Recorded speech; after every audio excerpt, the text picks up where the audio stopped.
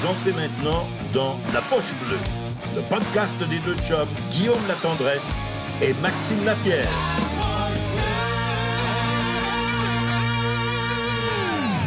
Et on s'en va rejoindre tout de suite la championne du monde, Marie-Ève Dicker, pour la première période. Extrêmement choyée, comme on a dit tantôt. Marie-Ève a un gros gym demain. Moi, je peux me coucher plus tard parce que je ne m'entraîne pas. Mais Marie-Ève, elle s'entraîne. Merci Marie-Ève d'être là. Bienvenue à La Poche Bleue. Plaisir. Merci de votre invitation, les gars. Salut Marie-Ève, on est content de t'avoir parmi nous ce soir.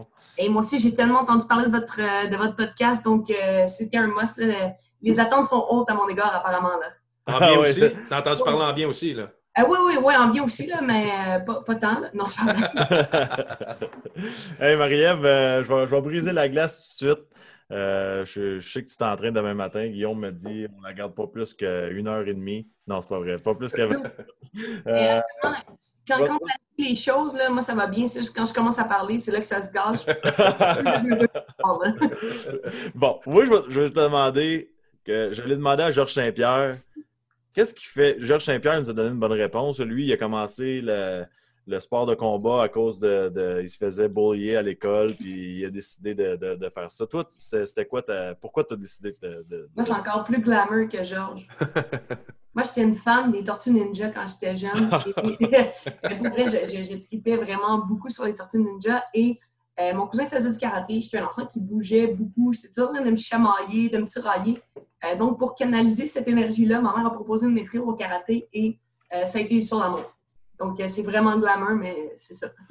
Puis est-ce que tu as réussi à garder, parce qu'on sait le karaté, c'est une des disciplines avec le plus de respect, toutes les choses à suivre. Est-ce que tu as réussi à emmener cette partie-là du karaté dans le boxe, même si c'est un sport qui est extrêmement sérieux? Oui, bien, en fait, c'est ça, ça a vraiment été un chiffre de valeur. Là. Lorsque j'ai commencé à boxer, pour moi, quand je suis rentrée dans un gymnase de boxe, pour moi, là, c'était le choc total. Dans une école de karaté, on vous voit notre professeur, on salue l'insigne avant d'entrer, il y a vraiment tout un protocole autour de ça. Et là, j'étais dans un gym de boxe. Les gars, ils crachaient par terre. Écoute, moi qui est dédaigneuse comme ça se peut pas, là, en fait, je comprends pas encore à ce jour pourquoi j'aime la boxe, parce que moi, je suis vraiment princesse dans la vie. Mais ça, j'étais comme, voyons donc, qu'est-ce qui se passe? Là? Je comprenais zéro ce qui se passait. Puis à quel point le karaté t'a aidé dans ce milieu-là? Parce que comme Guillaume l'a dit, le karaté, c'est un milieu où tu apprends le respect, l'éthique de travail, puis tout ça. Ça doit t'avoir aidé à la boxe, bien évidemment, mais dans la vie aussi. Oui, bien définitivement, je pense que c'est pas nécessairement en termes techniques parce que ce qu'on faisait en karaté, c'est complètement l'inverse de la boxe, même que j'ai dû mettre le karaté de côté parce que je faisais 4 heures de boxe, je faisais 10 minutes de karaté puis je reprenais toutes mes mauvaises habitudes. Là. Mais je pense qu'au niveau de la gestion du stress, gestion des émotions, je pense que l'éthique de travail, c'est vraiment des choses que j'ai développées par le biais des arts martiaux que j'ai pu transposer à ma boxe. On voit présentement, il y a beaucoup de sports qui reviennent. MLS is back avec l'Impact qui joue ce soir contre Toronto. Plusieurs sports, le Canadien qui va revenir au mois d'août. La boxe au Québec, ça semble un peu plus long. Tu étais supposé te battre, je pense, en mai ou juin. Là, je ne suis pas certain de la date. Puis là, ça est repoussé en septembre. Comment on fait pour piquer au mois de mai, stagner puis repartir pour le prochain combat? En fait, c'est très particulier parce que de mon côté, le fait que la boxe soit repoussée ici au Québec, ça ne m'affecte pas directement à court terme parce que mon combat va avoir lieu aux États-Unis. Aux États. Donc, de ce côté-là, j'ai un brin de chance. C'est pas un combat que je mène pas de front avec tous les autres boxeurs, par contre, pour faire déconfiner la boxe, mais pour le moment, ça ne me touche pas. C'est sûr qu'au niveau de la planification, c'est vraiment quelque chose qui est difficile parce qu'à la base, je devais boxer au mois de mars.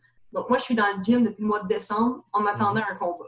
Ouais. Et, là, ça a été repoussé, mais toujours de courte durée. C'était toujours des délais de 1 mois. Pas assez pour qu'on se dise, OK, on prend vraiment le temps là, de soigner les petits bobos, les choses comme ça. C'était toujours comme on the edge. Alors, on restait actif.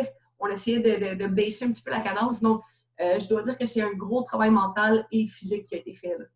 Ouais, c'est dur de garder la motivation quand le but est... Bien, de mon côté, c'est pas tant ça parce que moi, je suis vraiment une extrémiste à 100 000 à l'heure. Donc, je peux pas être dans le gym. Ouais, c'est ça. Je peux pas être dans le gym à moitié. Là. Ça en est vraiment déplaisant, même pour les gens avec qui je m'entraîne. Je suis dans le gym à 100%. Puis quand mes entraîneurs essaient de réduire justement les entraînements, je me fâche après eux puis je les boude. Là. La semaine passée, je kickais des dumbbells là, parce que je boudais. Mais ouais, avec moi, la problématique, c'est plus de me retenir pour justement pas arriver au combat avec un surentraînement puis de la fatigue. Là. Ouais, moi aussi, je peux pas aller au gym à moitié, fait que je n'y vais pas. C'est ça, Je prends pas de chance, j'aime pas ça bouder, mon Marie-Ève. Tant qu'à le faire, on le fait comme du monde, hein? C'est ça, Guillaume. Ben, justement, t'étais bonne en karaté, t'es une incroyable boxeuse. Qu'est-ce qui fait que ça te laisse pas tenter un jour d'aller dans l'UFC? Je suis vraiment tombée en amour avec la boxe. Puis, tant son temps, moi, je suis une fille de défis. Tant son temps que je vais avoir des défis devant moi dans ce sport-là, je ne verrai pas vraiment le besoin d'aller ailleurs. Si un jour, j'ai plus de défis en boxe, c'est sûr que je vais aller faire un autre sport. Peut-être pas au même niveau parce qu'à un moment donné, comme tout le monde, j'y vieillis aussi. Là. Mais peu importe, la boxe, pour moi, c'est ce qui me drive. Et j'ai juste comme envie de me surpasser. Puis, j'ai pas envie de penser à autre chose. Là. Nous, on n'est pas des pros de boxe au niveau de l'évaluation, au niveau de toutes ces choses-là. Qu'est-ce qui... J'aime ton terme de hockey au niveau de l'évaluation. Ouais, on n'est pas des scouts de boxe. Qu'est-ce que t'évalues, toi, Guillaume? Non, mais Marie-Ève Dicker... Mon coup de patin, là, comment il est, Guillaume? mais qu'est-ce qui peut te sortir de ton combat? Quel style de boxeuse que toi, ça te dérange? Longtemps, en début de carrière, c'était des filles qui me mettaient de la pression. Moi, je ne sais pas si c'est parce que je suis claustrophobe ou j'aimais pas ça, ou parce que j'ai vraiment des longs bras, donc je ne réussissais pas à placer mes coups. Quand une fille me mettait de la pression, c'était mon cauchemar. Puis mon entraîneur, il est vraiment cool, puis il est vraiment gentil avec moi. Donc, il a vraiment comme aligné 4 ou 5 combats avec des Mexicaines qui étaient dans mes shorts tout le long du combat. Puis les premiers combats, j'écoutais zéro la stratégie. Là. Je finissais par gagner le combat, mais vraiment, là, il fallait que je donne vraiment tout dans mon combat, puis j'étais brûlée. Puis là, à un moment donné, de fil en aiguille, je me suis mis à un petit peu plus écouter l'aspect technique pour apprendre à corriger ça. Puis je suis devenue comme... maintenant, c'est comme rendu facile. Là. Quand une fille me met de la pression, bien, je suis capable d'avoir son numéro assez rapidement. Là. Mais ça, là, ça a été mon cauchemar là, vraiment longtemps. Là. Puis tu parles de la relation avec l'entraîneur de l'extérieur pour les gens qui sont, tu sais, comme moi, je ne suis pas un boxeur ou Guillaume non plus, mais quand ton entraîneur te parle durant un combat, t'entends-tu vraiment toute la stratégie ou tu sais, il me semble, moi, j'ai de la misère à imaginer que tu es en train de te battre puis tu entends tous les détails. Ça dépend pour quel boxeur. Moi, j'entends vraiment tout. Je peux dire, il est quelle heure, puis même des fois, pendant mes combats, je peux même regarder le tableau indicateur pour voir combien de temps il reste au round. Là. Moi, je suis comme overstimulée. Ouais, c'est vraiment ça. Des fois, j'entendais la stratégie, je comprenais ce qu'il voulait, mais j'étais juste comme incapable de l'appliquer parce que c'est beau de comprendre quelque chose, mais dans le feu de l'action, quand tu manges des coups de poing qui s'en viennent rapidement comme ça, puis il dit fais un step à gauche, puis le coup de poing arrive, des fois, tu n'as pas nécessairement tout le temps de l'appliquer. Ouais, on a une question sur le chat qui est vraiment intéressante. Joël Côté-Viventi qui dit « Tout combattant confondu, homme ou femme, si tu étais dans weight class, là, qui serait le combattant avec qui t'aimerais croiser le fer? » Moi, je dirais Vassil Lomachenko. C'est vraiment un boxeur qui est incroyable au niveau de ses déplacements, de sa vitesse, de son intelligence dans le ring. Ce gars-là est juste incroyable. Tu sais, on parlait tantôt d'appliquer la stratégie. Mais lui, cette fraction de seconde-là, il l'a fait tout le temps. Puis, pour avoir mis les gants avec des boxeurs meilleurs que moi, des fois où justement j'ai mis les gants avec ces gens-là, j'ai tellement compris de choses parce que des fois, tu fais des petites erreurs. Puis, un boxeur, des fois, peut-être de moyen rendement, qui est un petit peu moins bon, bien, ces erreurs-là, ils vont passer quand même, puis ils ne te le font pas payer. Mais un boxeur de haut niveau, toutes ces petites erreurs-là, ils te le font payer. Donc, tu apprends énormément. Quand tu fais ton shadow, il y a des gars, tu te bats avec des gars des fois? En fait, en sparring, oui, souvent, j'ai... pas shadow, sparring, oui. En sparring, c'est vrai, on voit les temps de connaissances. Puis justement, là, mon partenaire d'entraînement, Will, qui m'a dit, justement, il m'a mis en garde contre votre émission. Il m'a dit, embarque pas dans leurs histoires. Là, ça a comme sonné une cloche. J'ai fait comme, oh, OK, dans quoi je m'embarque? Puis je suis allée voir une couple d'émissions là, pour être sûre, mais oui, j'ai souvent, ouais, c'est ça, hein, je vois vos sourires. Là, je sens qu'il y a une arnaque en quelque part. Non. Parce que je regarde les prochaines questions. Ça va brosser dans pas long. C'est ça, hein? On est tous à la maison, donc vous pouvez vous le permettre. Ouais, c'est ça. Mais oui, bref, je mets souvent les gants avec les gars. Okay. Parce que je ne veux pas, à un moment donné, on vient quand même restreindre dans le bassin de partenaires d'entraînement qu'on peut aller chercher.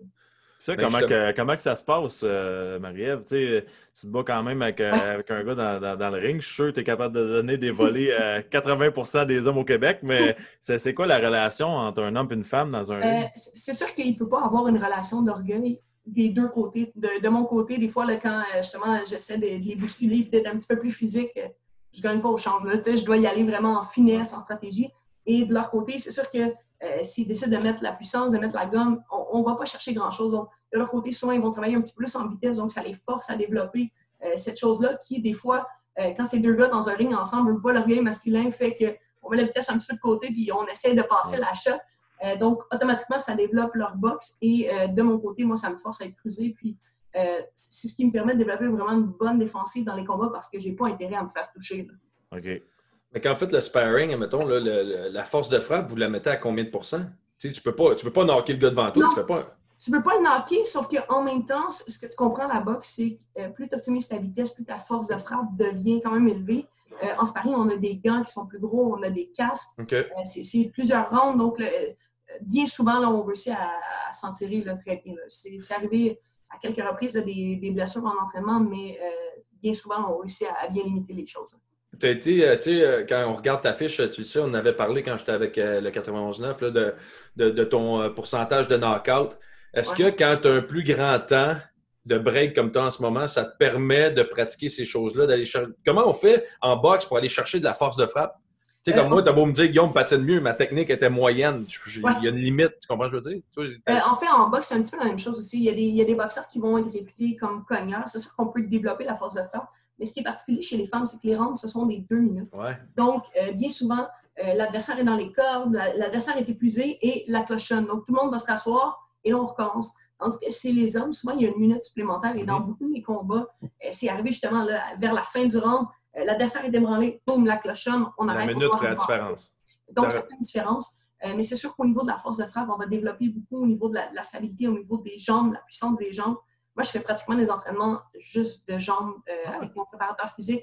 C'est incroyable. Puis, tu sais, ce qu'on réalise, souvent, on pense que la boxe, c'est les bras, mais clairement, tout part des jambes, tout part des abdos, du tronc. Donc, on travaille énormément d'exercices là, dans le but de développer ça aussi. Ah, puis j'ai vu ton entraînement un peu sur des vidéos, tes nouvelles tendances quand même, c'est une science. Tu n'es pas le old school boxing training, là. C'est sharp ce que tu fais, puis tu vois que c'est avancé, puis tu as l'air à t'amuser là-dedans. J'aime ça voir ça, mais moi j'ai une question pour toi. Vas-y. Quand tu arrives dans un combat, je regarde la boxe juste pour ça. Ouais. Le UFC, moi, l'entrée, là, quand tu rentres dans l'aréna, dans le stade, la chanson, les lumières, c'est quoi le feeling de marcher jusqu'au ring? Tu penses-tu à la beauté avec les fans ou tu penses à contre qui tu vas te battre? Alors, moi, j'ai enjoy the moment à 100%. Là. Surtout, là, je dois dire, la fois où ça l'a fait le plus, c'est au centre Vidéotron. L'amphithéâtre est rempli, là, la musique part et tout ça. Puis là, tu passes comme entre tes deux photos. Tu sais, c'est vraiment une shot d'ego. C'est comme moi en version géant, puis je passe dedans. Là, je me fais comme... C'est quand même cool. Écoute, ça, c'est drôle parce que les images que vous montrez là, c'est mon premier combat professionnel. Puis ce combat-là, moi, j'étais comme, OK, là, Marie-Ève, c'est sérieux, c'est du professionnel. Fait là, arrête de niaiser parce que moi, je suis un clown dans la vie de tous les jours. Là. Avant mes combats, là, c'est de la danse, c'est de la musique, c'est des jokes, une après l'autre. Puis là, j'étais comme, non, si je veux être pris au sérieux, il faut vraiment que je sois sérieuse. Puis j'ai marché vers le ring sans sourire. Full sérieuse. Puis là, après le combat, j'ai gagné, puis je disais à mon coach, non, moi, j'aime pas ça, là, c'est pas moi. Puis là, tous les autres combats, là, c'était comme le party là, quand je marchais vers le ring. Là. Mais justement, est-ce que ce côté bouffon ou comique ou autre, c'est pour camoufler une certaine... je veux pas utiliser le mot peur, mais moi, honnêtement, faire de la boxe ou du UFC, j'aurais la chienne en crise. Mais je veux dire, vous autres, c'est votre sport. Est-ce que c'est un peu pour camoufler un côté comme ça ou enlever de la nervosité? Oui et non. Dans un sens, je suis comme ça dans la vie de tous les jours. Là. Moi, mes yeux s'ouvrent à 5 h le matin, puis je suis comme « Allô? » Puis je cherche déjà le premier jeu de mots. On fait quoi? Non, écoute, c'est vraiment de tout repos vivre avec moi. Bref, je me couche de bonne heure, une chance. Bref, tout ça pour dire que ça fait partie de ma personnalité. Puis je pense que c'est important de continuer de le faire parce que ça me met dans ma zone de confort. C'est ce qui me permet d'être dans mon élément puis de me sentir moi. Puis en même temps, lorsqu'on fait un combat, il y a tellement de préparation. Comparativement à vous, les gars, vous jouez comme 80 games dans l'année, vous faites comme des pratiques entre ça, mais vous jouez quand même 80 games. Nous, on a un combat, des fois par année, par 6 mois, par 5 mois, mais on est dans le gym 2 fois par jour, 6 jours par semaine pour ce combat-là. Donc, quand on arrive au combat, c'est comme, hey, enfin, là, tout ce travail-là, c'est enfin le moment justement de récolter. Puis pour moi, c'est comme une récompense quand j'arrive au combat, donc je suis vraiment contente d'être là. Puis c'est drôle que tu dis ça parce que nous, on joue 82 games, ça dépend dans quelle ligue, là, mais sais, au hockey, mettons, tu joues un mauvais match, le coach, la première affaire qu'il dit, c'est on l'efface, puis on recommence dans 2 jours. À la boxe, puis si tu joues mal, t'as ça sur le cœur pendant 2 jours, mais à la boxe... Ouais, mais au pire, t'es benché aussi, tu sais. Ouais, ça. Toi, tu peux pas. T'en parles au bon gars, je l'ai vécu. C'est pour toutes les petites flèches que tu m'as lancées depuis tantôt, tu sais. Je l'ai toujours dit, j'avais les meilleurs billets au Centre Bell. J'étais assis à la bonne place. As-tu la bière aussi, au moins? Ah ouais, je disais toujours, j'ai gagné un concours la journée dans la vie d'un pro, puis j'étais assis avec les boys. On en reparlera un autre jour, ça. Mais, ça glisse de bière entre les jambes. Ouais, c'est ça. Tu fais quoi quand ça va pas bien? Même si tu gagnes des fois et tu n'es pas fait à ta performance puis tu te rebats juste dans longtemps. Ben moi, je boude un peu, mais c'est quand même de courte durée. Moi, je suis typiquement fille. Là. Je vais arriver, puis là, je vais bouder pendant un petit bout de temps. Puis là, après ça, je vais me retourner sur un dissous, puis je vais être capable de voir le positif. Puis je vais tellement avoir envie d'arriver dans le gymnase pour améliorer ces choses-là. Justement, mon dernier combat, ça a été une décision unanime. Ça a été un des performances les plus abouties où on a réussi à mettre les choses ensemble. Mais après mon combat, j'étais tellement pas contente. Là. J'ai boudé pendant un petit bout de temps, mais pas tant longtemps. Après ça, je voulais comme rien savoir de ce combat-là. Puis ensuite de ça, je l'ai réécouté et là, je suis arrivée dans le gym, j'ai fait comme, OK, là. Et justement, j'ai redoublé d'efforts. C'est sûr que par contre, quand ça va pas bien pendant le combat, il faut être capable de mettre ses émotions de côté puis de se recentrer sur ce qui va fonctionner. Ce qui va te permettre de gagner parce que si tu restes accroché sur ce qui est arrivé au premier round, rendu au 9e, 10e, si tu es encore debout, tu n'auras pas gagné cher ton combat. Là. Donc, il faut que tu sois capable de mettre ça quand même en arrière et de te concentrer sur ce qui s'en vient pareil. Je regarde sur le chat en même temps, puis il y a Maxime qui marque les filles boudent, point d'interrogation. Je trouve ça très, très drôle. Mais je suis moins pire. Là. Depuis que j'ai commencé à travailler mon psychologue sportif, je suis vraiment moins pire. Là. Je suis capable de mettre ce côté-là, mais moi, ça fait combien de temps que tu travailles avec ton psychologue sportif? Ça va faire 2 ans, je dirais. Là, puis c'est vraiment particulier. Puis c'est arrivé à un moment de ma carrière où j'avais eu une victoire par décision partagée. Ça a été le combat le plus serré. J'étais fendue. Il y a des juges qui avaient donné le combat de l'autre côté. Je m'en suis sortie avec une victoire, mais ça a vraiment fait comme OK, là, on a des petites choses à améliorer, des petites choses à aller chercher. Puis on savait que ce n'était pas nécessairement au niveau physique que ça bloquait. Et de travailler avec lui, juste de changer la perception, c'est ce qui m'a aidé grandement. Puis justement, dans mon combat de championnat du monde, avant le combat, il m'a dit Maria, je veux que tu te pratiques à perdre. Là, je suis comme, mais voyons, je ne peux pas perdre mon combat, là. Et comme, ouais, ben, non, tu ne veux pas perdre le combat, mais si tu perds 1 round, 2 rounds, 3 rounds, mais que tu gagnes les 7 autres, tu es toujours bien champion du monde. Oh, ouais. Si tu perds 1 round, puis tu restes dans ce mindset-là, puis que tu ne réussis pas à aller rechercher les autres, c'est fini. Oh. Fait que là, il m'a demandé dans toutes les situations au quotidien de perdre. Puis là, mon copain, il arrivait à côté de moi, il me poussait, il était comme, ah, loser. Je suis une mauvaise perdante incroyable. Puis comme de fait, dans mon combat championnat du monde, ça allait pas bien. Après 3 rounds, je perdais les combats. Puis là, mon coach, il m'a comme ramené en me rappelant ça. Il est comme, qu'est-ce qui est important maintenant? Je suis comme, ah oui, c'est vrai. Puis c'est ce qui m'a permis justement de stepper up. Là. Est-ce qu'il aurait le droit d'être ringside, ton psychologue sportif? Je pense que non, parce qu'il y aurait besoin d'une accréditation, mais rendu là, le travail est fait avec moi. Le travail est fait avec les entraîneurs. Fait que des fois, c'est juste un petit tune-up, un petit rappel. C'est quelle fréquence? Ça dépend toujours des passes des combats, ça dépend de l'importance des combats. Okay. De façon générale, j'ai une consultation avec lui peut-être aux 2 semaines là, dans des grosses périodes de camp. Sinon, c'est un petit peu plus espacé. Quand on arrive vraiment proche du combat, ça peut être à toutes les semaines. Donc, on ajuste vraiment avec ce qu'on a comme besoin et ce qu'on a besoin comme préparation.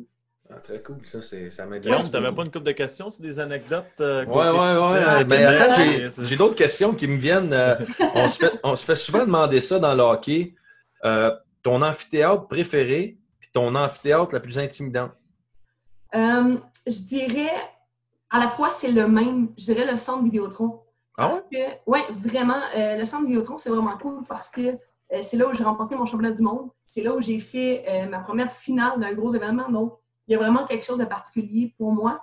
Sauf que quand, justement, avant mon combat, le matin de mon combat, moi, je vais toujours voir le ring, comment il est installé, filer un petit peu. Et quand tu rentres dans un centre Vidéotron, il y a un ring au centre et qu'il y a tous les gradins vides, tu sais que tu t'en vas là tantôt, il y a un petit moment où tu fais comme « Aïe! » Il y a un petit moment de panique, il y a un petit moment où tu dis « Ouais, c'est pas l'aréna de Sorel, là. » T'as plus, dans le fond, tu as plus peur de ne pas performer que de faire mal. Oui, moi, c'est ça. Moi, c'est vraiment ça. C'est vraiment la peur de perdre, la peur d'une contre-performance que de me faire mal. On dirait que dans un combat, je sens pas les coups. Là. Des fois, tu me dis, hey, tu t'es fait toucher beaucoup. Je dis, ben non, je ne me suis pas fait toucher. Là, j'ai comme un petit black eye. Mais... puis justement, de voir une femme faire la finale d'un gala, ça a été, moi je trouve que ça a été incroyable. Là. Je trouve ça super que le sport féminin soit rendu là. Il y a eu des critiques. Qu'est-ce que ces critiques-là t'ont fait? Ça m'a juste fait réaliser que oui, on a fait beaucoup de progrès. On n'est pas encore rendu où on aimerait être. Et malheureusement, ben, c'est comme dans tous les sports. Puis il y a vraiment, c'est Michael Zuzki, le boxeur Michael Zuzki qui m'a dit ça. Il dit Marie, si tu n'as aucun commentaire négatif, c'est parce que tu fais rien et tu déranges personne. Mm-hmm. Là, j'ai fait comme OK, c'est vrai. Donc, si on est capable d'aller écrire des articles pour justement pour chialer un petit peu comme ça, pour critiquer ces choses-là, ben, c'est parce qu'à la limite, il y a quelque chose qui s'est bougé. Les chemins sont en train de changer. Puis, ce qui a été cool, c'est que derrière quelques détracteurs, il y a eu comme une communauté qui s'est levée derrière ça. Puis les gens ils ont fait comme hey, qu'est-ce que vous faites là, vous autres? Là? Vous êtes juste plus là. Puis ça, pour moi, ça a été vraiment encore plus flatteur de voir les gens se lever, autant de la communauté sportive que artistique, que monsieur, madame, tout le monde, de se mettre derrière moi et de dire voyons, non, nous, c'est ce qu'on veut voir. Là. Fait que ça, c'était vraiment cool. C'est drôle, Guy, parce que j'étais allé à un événement au UFC 200 à Las Vegas. Okay. Et, je pense que c'était Cormier qui était un heavyweight. Il a cancellé son combat. Puis le main event, c'était 2 femmes. Ouais. Là, ça chialait. Ça a pris 10 minutes. L'aréna a resté debout. Tout le combat au complet. Sérieusement, c'est le meilleur combat que j'ai vu dans ma vie. Chaque coup de poing était même. Aïe, aïe, aïe, aïe, aïe. Voyons, ça n'a pas de valeur. Les 2 filles étaient fendues. Ouais. Ça se frappait. Là, ça n'avait aucun bon sens. Ça a été comme un standing ovation de 20 minutes. J'ai jamais vu un combat comme ça dans ma vie. Puis c'était merveilleux. Le monde se sont fait fermer la gueule. Ben c'est ça. Je pense que c'est pas nécessairement juste en chialant, puis en critiquant, puis en disant hey, nous, on veut être traité de façon... Non, moi, je pense que ça va venir de nos performances. On a juste besoin de livrer la marchandise. Puis je pense que depuis le début de ma carrière, il y a beaucoup de gens qui se sont ouverts à la boxe féminine, qui maintenant suivent ma carrière, celle de Kim, celle de Marie-Pierre, qui sont comme intéressés à voir ça. Puis ça, pour moi, c'est juste comme winner all the way. Je pense que nos performances vont faire la différence puis vont permettre aux gens vraiment de comprendre ce que c'est. Puis toi, t'es là, t'as le premier siège pour avoir ouvert les portes, pour avoir ouvert les yeux des gens dans le monde de la boxe féminine. Tu te sens comment?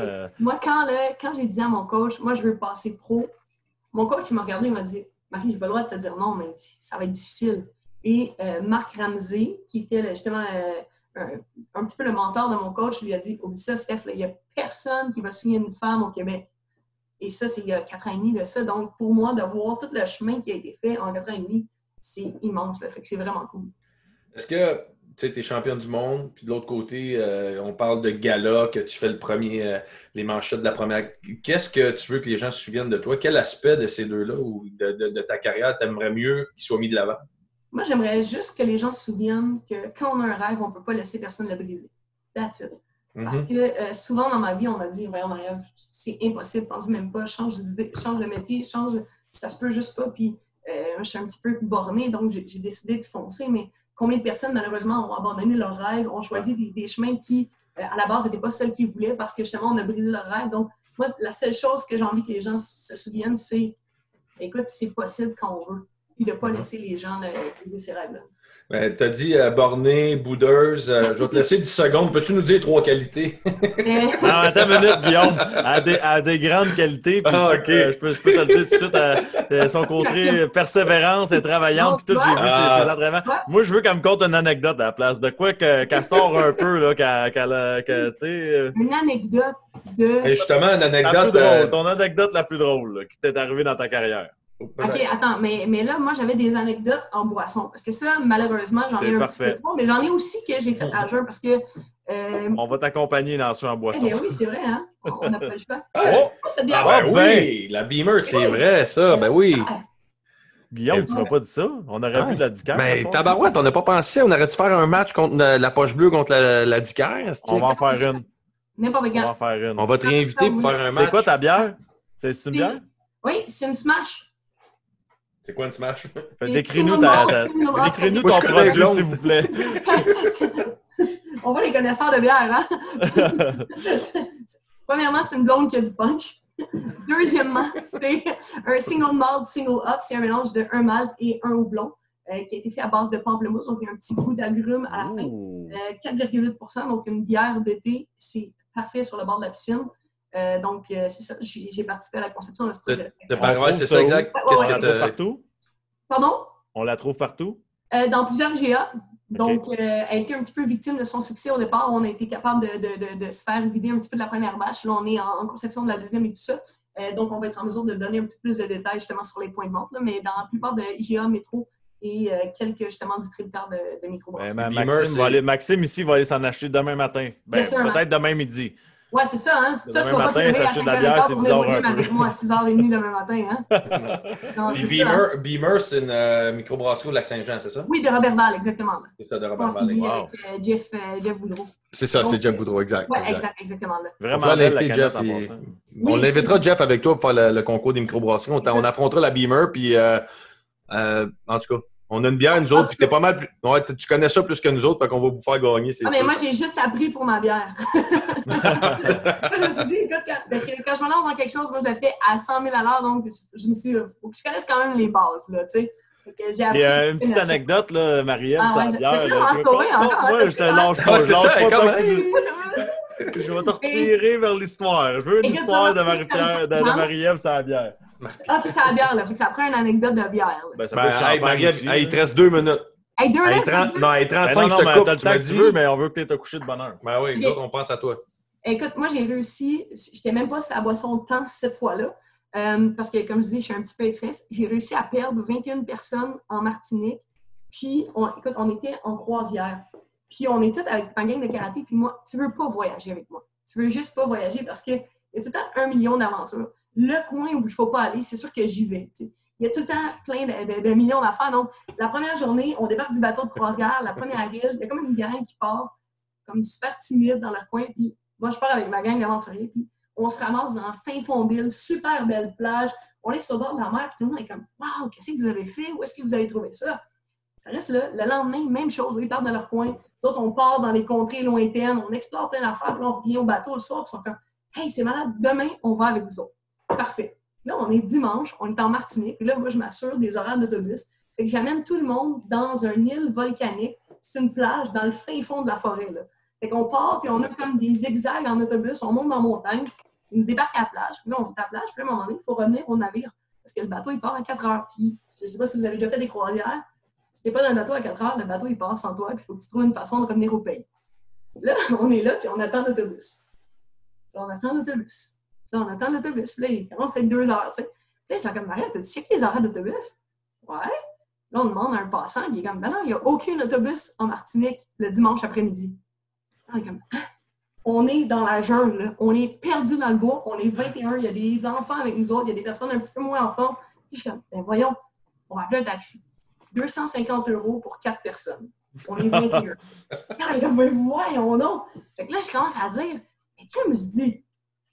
Comment les gens font pour circuler? Mais ils font du pouce.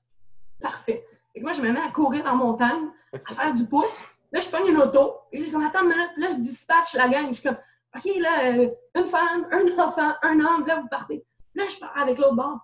Entre ça, il y a un chauffeur de taxi qui arrive et qui me voit faire ça. Il commence à me donner de la chenoute puis à dire, voyons, tu me perds ma clientèle. Tout ça. Là, le chauffeur de taxi veut se battre avec moi. Là, la guerre pogne des montagnes de la Martinique. Là, finalement, on saute. On prend le pouce. On est arrivé au bateau à 4h moins 10. 21 personnes. Oh, ça aurait coûté cher. Ça aurait coûté cher. Voulez-vous savoir combien il y en a qui m'ont suivi le lendemain? 0. 2. Ton chum, puis... Ah, même pas, il était même pas là cette fois-là. Mais lui, il m'aurait pas suivi à la base. Non? À la base, il a appris. Non, écoute, en voyage, c'est tout le temps des choses comme ça. J'ai perdu, je suis arrivée en Allemagne, j'ai perdu comme 2 autres personnes avec moi. On était avec nos bagages de karaté en plein milieu, même pas capable de prononcer la ville dans laquelle on s'en allait. Tu veux pas voyager avec moi? Ben oui, tu veux voyager avec moi. Oui, c'est ça. Mais tu veux pas te fier à ton itinéraire. Mais Marie-Ève, je t'avais demandé de sortir. J'ai dit, sors-moi une couple d'anecdotes, finalement. Finalement, non, mais tu diras à Will que les boys sont pas si pires à Poche Bleue. Hein? On n'est pas si pires, ils avaient été pas si pires parce que je t'en avais sorti des pas pires. Ben oui, tu m'en as sorti des très bonnes, puis il va falloir te réinviter. Pas le choix. C'est pas, gars, c'est pas compliqué. On fait une entrevue, moi, on fait le j'ai match. lu le email, il y a 10 Ouais. anecdotes, t'en as compté une, il en reste 9, on n'a pas le choix de te réinviter. On va te C'est ça. donner... Ah, ouais, ok, je vois. ok, fait qu'on fait pas ça là. Fait que vous me Non, réinvitez. Tu peux, si Ben ouais, là, nous autres, tu vas on y faire va dodo. avec toi, on veut pas Non, déranger ton entraînement. Marie-Ève va faire demain matin. dodo, puis on la réinvite après son combat. Mais c'est On la qui reçoit. appelait moi? Parce que moi, j'ai entendu dire que souvent, quand la première entrevue s'éternise, ben oups, les autres sont vraiment plus tard, tu sais. Ben, Ben, Alex ouais, puis Tanguay, c'est pas un problème pour nous autres. Ah, c'est Alex Tanguay. Ouais, Je ouais, ne connais lui, pas tant, là. Je vais pas trop le piquer parce que je pourrais rentrer dans mes anecdotes. Ben non, Guillaume, donne-y un autre. Là. Ah, un autre, vas-y. OK, un autre? Attends, Ben je vais aller. Vas-y, choisis la lumière, là. Ben, moi, Vas-y. c'est niaiseux, mais j'aime la première de parce que tu as parlé beaucoup que t'es boudeuse, puis là, tu dis Ouais. que tu as eu 2 médailles d'argent au karaté en Mhm. Allemagne. Là. Ça, Ouais, je trouve c'est ça drôle ça. à la crime. Ben, on est en championnat du monde de karaté. Puis le karaté, c'est reconnu pour être super strict, super discipliné. Mais quand c'est fini, c'est vraiment, tu sais, c'est comme si tu t'enlèves le choker à un chien. Là. C'est comme, oh. Je suis en Allemagne. Ouais, c'est ça, c'est pas drôle. Là. Mes pires anecdotes sont en karaté. Là, tu sais. Alors, on fait ça tous les jeudis soirs, nous autres. Ouais, c'est ça, hein? Mais bref, je suis en Allemagne. Les championnats du monde viennent de se terminer pour moi. J'ai encore des élèves qui compétitionnent le lendemain, mais moi, j'ai fini. 2 médailles d'or, 2 médailles d'argent. Je suis enragée noire parce que les médailles d'argent, pour moi, c'est. Je viens de perdre puis tu me donnes une médaille. Là. C'est pas loin d'une médaille de participation pour moi, même d'un championnat du monde. Là, tu sais. Fait que je suis assis au bar en pyjama puis je boude. Puis là, le barman qui m'a vu toute la semaine, super souriante, en train de niaiser tout le temps, il dit « Qu'est-ce qui se passe? » tu sais. Fait que là, laisse-moi tranquille. Tout ça. Fait que là, il arrive avec un shooter de 2 onces de grappa. Puis là, il me dit « T'es pas game. » Mais tu sais, tu peux pas me dire ça à moi. T'es pas game, ça m'a fait faire 1 million de niaiseries dans ma jeunesse. Là. Je prends le shooter et je fais ça m'a brûlé de la bouche jusqu'à mes orteils. Là, je me suis levée, puis là, je me suis rassise. Puis là, j'ai fait comme, attends une minute, là. Ouais, là, finalement, c'est pas si pire que ça. Là. La soirée est jeune, il est genre 2 h du matin. Mais en Allemagne, les clubs, ils ferment à 6 h du matin. Ouais, c'est ça. Je vais réveiller les filles avec qui je suis dans la chambre. Je suis comme, les filles, habillez-vous, on sort. Les autres, ils dorment, il est comme 2 h du matin. Là, il y en a une qui me suit. Là, on part, on sort clubber. 6 h du matin, on sort du club. Mais on est encore dedans. On marche en rue. Il y a des machines distributrices qui vendent des bouteilles de champagne. J'achète des bouteilles de champagne. Du champagne. Et là, à un moment donné, il fait soleil, tu sais. Fait que là, je suis comme, il est quelle heure? Il était rendu genre 9 h le matin. Fait que là, je suis comme, oh! Il y avait des élèves qui compétitionnaient à 10 h. Puis moi, j'étais sur l'équipe, j'avais des élèves, mais il y a quand même comme un coach de l'équipe nationale. Fait que là, je me suis dit, je vais rentrer, je vais faire sneak-in dans ma chambre, je vais me changer, puis ni vu ni connu, tu sais, je vais faire semblant que j'ai passé tout droit puis que je suis pas réveillée. Puis là, je rentre dans l'ascenseur, tu sais, je suis comme en jupe avec une camisole beaucoup trop démonstrative pour 9 h du matin, mettons. L'ascenseur s'ouvre, c'est le coach de l'équipe nationale, le coach de Team Canada, je suis comme... Puis là, écoute, je suis crampée. Là, je redescends en bas, je tombe face à face avec lui, puis là, tu sais, mon show de... Je vais faire semblant que je suis pas hangover puis que je vienne pas juste de rentrer, ça marchait à 0. Mais ça a été un pas pire party. Là, En Allemagne, j'ai joué là cette année. Moi, ils font le party tard. Hein? Ils se gênent pas. Ils vendent des bouteilles de champagne, des machines distributrices. Là. Non, c'est n'importe quoi. Là. Tu peux acheter ça dans le prix quand tu marches. Là. Il n'y a pas de règlement là-bas. Non, il y a zéro règlement. Là. Honnêtement, là, c'est ça. Marie-Ève, certifié de la poche bleue, on te réinvite, on affronte ta bière. Trop intéressante, trop intéressante. On la ramène pour la game contre sa bière. Après son combat. Après mon combat, parfait. Oh, je veux ta ceinture et tout, là. Non, attends, mes ceintures, là. Ouais, mais non, mais je veux celle-là, la prochaine que tu vas garder. Mais il y en a 4 en jeu. Là. Moi, j'ai la mienne, mais il y en a 3 autres qui arrivent en jeu. Là. Dans ce combat-là? Oui. Pas n'importe quoi, là. Sérieux? Ah, je savais même pas, tu vois. Guillaume, tu pas tes invités. Guillaume, il connaît rien. Mais là, tu vas avoir 4 médailles. C'est écœurant, pareil. Il connaît pas... il y a les 4 ceintures en jeu. Wow! Ça, je capote. OK, ben là, ça va être encore mieux. Là, tu veux-tu nous répéter la date pour qu'on soit prête? Là? Ah, bien ça, j'aimerais ça. Mais malheureusement, moi non plus, je la connais pas. Non, c'est ça. T'es comme c'est moi. dans un mois. T'es comme moi. Je vais jouer au hockey cette année, mais je sais pas quand. Fait que on est dans le même bateau. Exact. Pas le bateau que t'as manqué en Martinique, mais on est dans le même bateau. Tu peux venir d'un bateau avec moi. Merci beaucoup pour ton temps. On apprécie énormément. Salut, bye bye. Salut, là. Thank you, merci d'être venu.